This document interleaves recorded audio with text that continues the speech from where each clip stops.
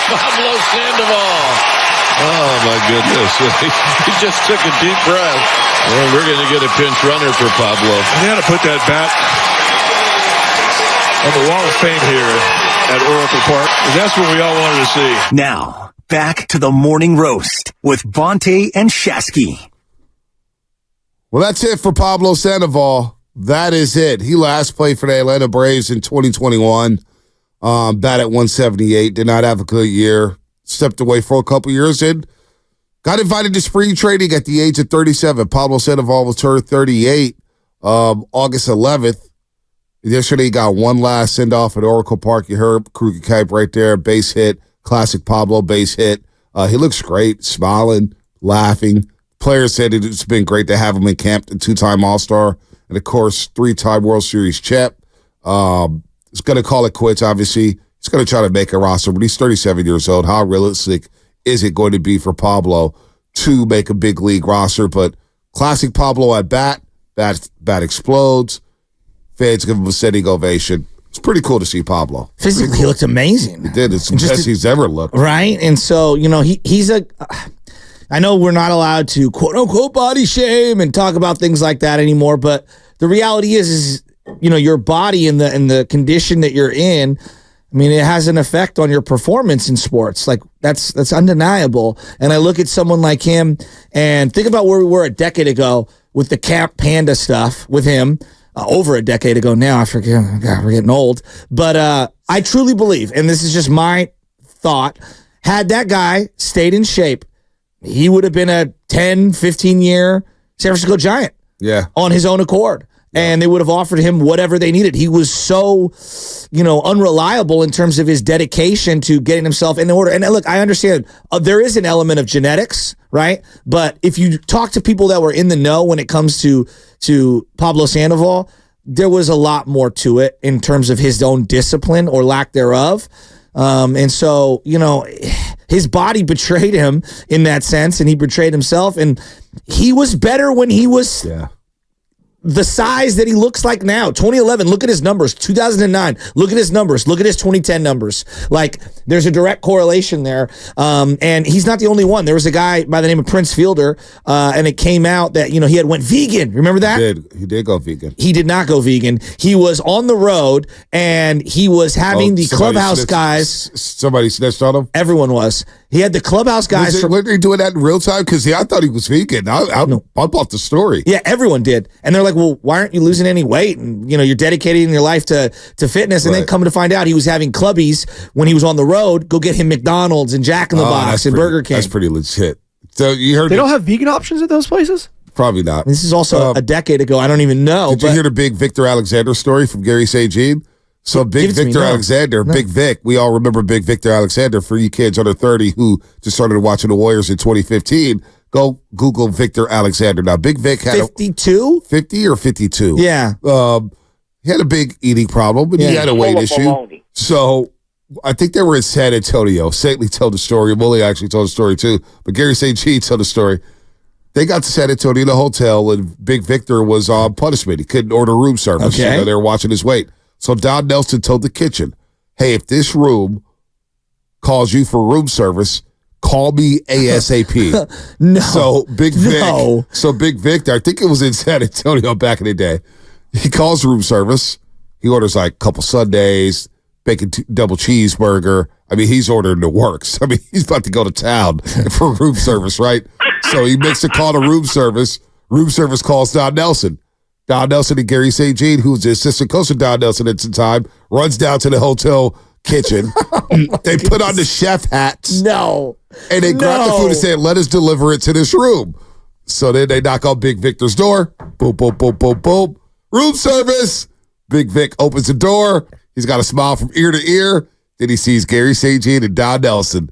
And he goes, oh, snap. I lost. I'm out. And next thing you know, he's running the stairs in the hotel room. That's incredible. He's running the stairs. They basically walked up from That is an incredible and put story. on his chef hat. It was like, if this guy calls us, you let us know ASAP. I'd be so devastated. He was. That's he was so running looking forward to that liners. food. Oh, dude, he had a bacon double cheeseburger Sundays with the cherry on top. You name it. That's essentially like the plot of Pina Colada, the musical song where you put out an advertisement and then it ends up being for a lover and it ends up being your wife. You know what I mean? Showing up at the door. Victor Alexander wore number 52. 52. There you go. The El Duque and Levon Hernandez doc. What was it called? 30 for 30. Is it not Made in America? What was it? No, I what was the forget name of that one? I know what. Okay. It was a really good one. It was excellent. And Levon Hernandez was talking about how, where he came from, having food was like a sign of wealth. Brothers in Exile. Brothers in Exile. Thank you. It's one of the best ones. But anyway, they were explaining about how, his weight had fluctuated and where he was going with that. And he was like, you got to understand, like where I came from, like we didn't have 2 meals a day. No doubt. Let alone 3 meals a day. So I come to America, I pick up the phone on the road and I just order and someone brings me food. It's like, he was going to imagine town. what 20-year-old, like I grew up in poverty. So I'm always a little more like understanding, not that we all aren't, but like I'm a little more understanding, like imagine like culturally how you grow up and then you come to America, you got millions of dollars and you can eat whenever you want and they're bringing you food in a silver platter and tray. Listen, let me tell you, Shasky, you don't have to be from outside the country. You could be from San Francisco. Yours truly, knowing that, man, when you get somebody to buy some food, let's go. Room service, buffet, free food. Oh, we're going to town. When you were poor, because when I was really poor, I know exactly the 3 meals I ate in rotation. What did you eat? When I was poor, well, McDonald's had the big chicken and the big double for 99 cents. It was a go-to. It was a go-to. $2. Totally I'd maybe have $5 in my pocket. I'm getting the 2 burgers. Boom, I'm good to go. Good to go. 2 tacos and Jack in the Box. What's going on here? Jumbo Jack, late night munchie meal. You name it. Those were my go-tos. It was all day long. And hell, I was eating McDonald's for dinner and breakfast because when I was doing Uber in the mornings, I do the airport runs, McDonald's be open. I get the $1 sausage burrito, the $1 McMuffin, call it the day. Maybe double up on them. You know what I'm saying? Yeah, so mine is very simple. It's the top ramen. When you'd get the box, like it was like a flat of top ramen. You guys know exactly what I'm talking about? Oh, yeah. Just all the extra sodium in the world. Oh, yeah. And then the other one was Hamburger Helper. You can get, 50 boxes for $12 and then just get a couple of pounds of ground beef for dirt cheap. And you've got meals for a month. Top ramen, you get the case, 24-pack, the progressive clam chowder soup. I get it from Smart and Final. They're like 5 for $6. Yes. And then I get Ruffles, sour cream and onion, and crunch the Ruffles up into my clam chowder. Yeah, that's what you had to do. Well, the top ramen, you'd put the flaming hot Cheetos, you'd crush them in there. That is the jail go-to. Yeah, the jailhouse I want to add some. You get tortillas. You got to get the Mexican blend cheese, too, if you're going there. Yes. All right. And then PB&Js. You always got to get the bread and the PB&J. Yeah, no doubt, man. Boy, we've come a long way. We have. We've come a long way. We really have. I haven't even looked at top ramen in like the last year and a half. Anna sometimes makes ramen late night. I don't know if you saw it on Instagram. Ramen. She'll post her little food spot because Anna can cook. She comes up with some stuff. I'm like, damn. But she made some ramen for us one late night. We had a date night. She's like, you want some ramen? And we were watching Sopranos and just cut the egg up. We had some chicken in it, spices. I was like, man, this is going back. But Pablo's not eat like that no more. No. Some people may say Pablo is on a soda diet.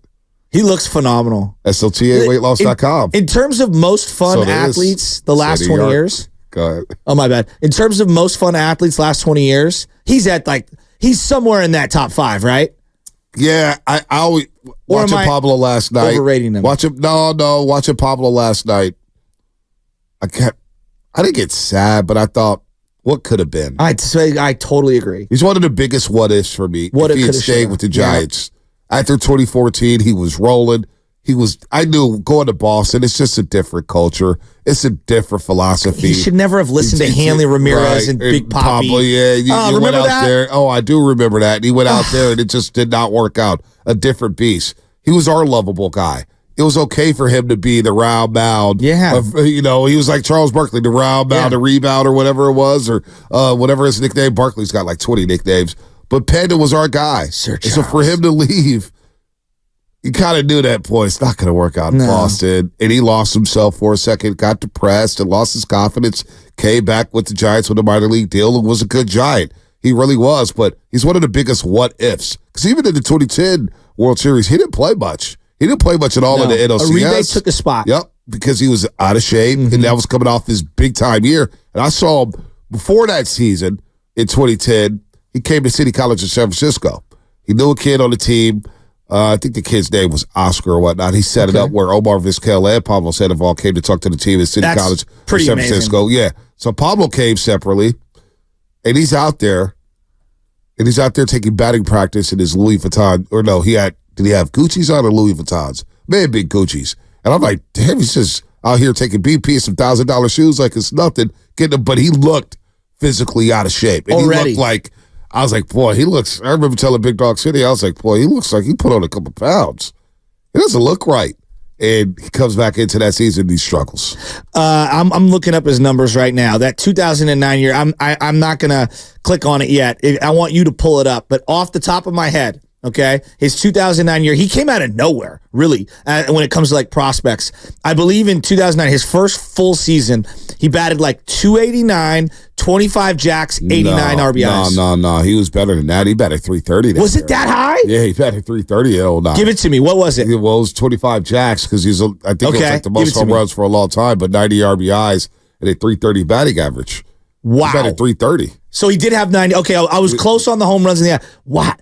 He batted 330. He batted 330 that year. Oh, my God. He was seventh in the MVP voting that year. Yeah, he was legit. He was spectacular that year. He was. Spectacular. He bounced back in 2011. Had a really good season. That was the Camp Panda year. Remember when he really dedicated himself to shape? He had a really good year, 23 jacks, 315 batting average, 70 RBI. So it was cool to see Pablo get his send off. I didn't feel any like emotions or whatnot because I was like, I felt sadness, because I felt sad that he kind of robbed himself of his own, excellence. He went out on his own terms. That's true. He went out on his own terms in front of the fan base that grew to love him.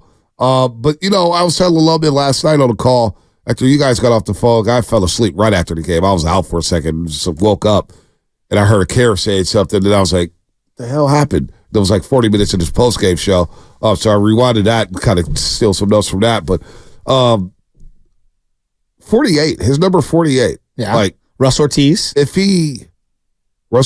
no doubt. But if he would have stuck with the Giants and put together a couple more years, we're talking about a guy who may get his number retired with the Giants. I agree. Wall of Fame, everything. Like, he'll probably still get Wall of Fame because of what he's done. Yeah. But, like, we're talking about his number 48 being in the rafters as being one of the best Giants we've seen since they moved to San Francisco. What's your image, the still image of Pablo Sandoval in your head? Because I have two.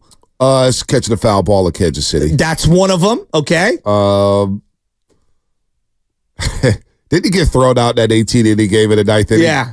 I kind of like that image because he was hustling around third base. My guy was moving. My guy Pablo was moving, but he got thrown out of the plate to go to extras in the 18-inning game. I'm not mad at him on that. I know everybody's going to take 3 home runs or whatnot. No. What's yours? Mine is him at second base, pine tar all over the helmet, slapping his chest, pointing to the dugout after he had a big-time double. Against the Phillies? And just at any time, whenever he would do it, the whole crowd would go crazy. There was an energy when that guy batted. Well, the double he had at NLCS in Game 4 against the Philadelphia Phillies. That was an incredible moment. They clinched out because he wasn't playing much, and he got one of those crazy little doubles, got to second base, with the clubhouse, he's doing all that stuff. Remember when he would do that? He was one of the first guys for the Giants that would actually go back, like point at the dugout and do all the wild stuff. And I know a lot of Giants fans were like ticked off because he said some bad things. He was hurt. But really, from Pablo's perspective, I always thought this. The Giants went out and they paid her to pitch right away. They gave him a 5-year, $90 million deal. They acquired him and then extended him. And Pablo felt like, well, what about my money? I've been here just as long. I've watched Kane get paid. I watched Lincecum get paid. I watched Posey get paid. Yeah. I watched all these guys get paid. And I didn't get paid. Why? Because of Camp Panda? Because you guys are worried about my weight? And so I get why he was a little annoyed by the Giants, and he says some of the things. Now, he didn't mean them. He didn't know. Like, I don't think he meant that. He was hurt. He said some things, but he made up for it or whatnot. But to me, I never, Pablo said bad things about that. I understood why he was ticked off. He didn't get his money. Yeah. he didn't get his money. Well, and I also believe that it's a great lesson just in life. Money doesn't always equal happiness. It can help. No one denies that. But I would always say to people, like, if you're professionally miserable and personally miserable, all that money, like, yeah, you can buy a lot of nice things, but that doesn't make you quote unquote happy, you know? And I looked at Pablo in Boston. He was miserable, wasn't he? Miserable. Yeah, he was miserable. And clearly playing the belt exploded. Dude, he was humongous. He was huge. He was. What's crazy is a guy his size, the athleticism and the dexterity that he has at third base. He was a great third baseman. He had great hands. He really did, and a great arm. He had great hands. And a great arm. Great hands. Great hands. He was ambidextrous. He would throw pitch. When he first came up, I believe he was the emergency catcher. He was a catcher.